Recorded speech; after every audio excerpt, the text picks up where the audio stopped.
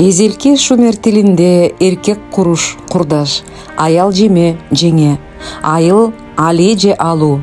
Тегерек курду урчап тегерек болот. От, уту, кум же какыр, сахар же чахар болуп кетет. Демек, Африкадагы айтылуу Сахара чөлүнүн түп нускасында аты кыргыздын оболку сахар какыр деген сөзүнөн чыгат. Илгерки шумерлер түшүм салыгын маш деп атаган. А бул сөздүн төркүнү машак деген гана өз тилибизде жатат. Орду деген сөз урду, урдупшен деген кишинин аттарында сакталып калган. Абалкы шумерлер шаар коомчулугунун элдик чогулушунун төрагасын аба уруу деп атаган. Бул түп маанисинде кадырлуу абасы же ардактуу агасы деген гана түшүнүк. Бегайым, Сүйүн, Жамгырчы, Урбай деген аттардын түпкү теги да адепки шумерлердин Бегагум, Суең, Имгурсин, Урбау деген киши аттарында жатат.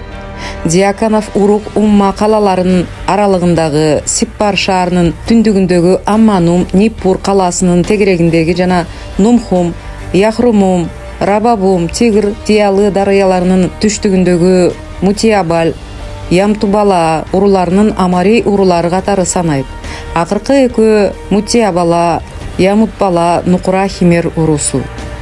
Диакановтун «Общественный и государственный строй двуречья» Шумер деген китебинде бас таласы актав деген сөздөр бар. Бирок бул шумер сөздөрүнө түшүндүрмө берилбеген. Бас деген баш тала, баш деген сөз. Актав деген ак там шаар же кыштактын аты.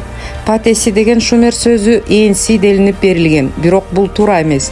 Патеси батачы кыргыздын эски тилинде буйрук берүүчү деген түшүнүктү туюнтат. Түштүк Америкадагы энклердин башчыларынын нааматтары да батачы. Лугал деген шумер сөзү эл башчы деген түшүнүктө берилген. Мындай болгондо ургал күрдөөлдүү, кубаттуу деген кыргыз сөзү. Лугал киси деген шумер сөзүнө өлкө башчысы деген түшүнүк берилген. Бул сөз ургалдуу киши деген мааниде болушу керек. Китепте лугал куркур деген сөзгө бүт жердин кожоюну деген түшүндүрмө бар. Мындайда куркур өзүбүздөн кургак жер деген сөз. Кален Сыдыкова, шумерлер жана кыргыздар.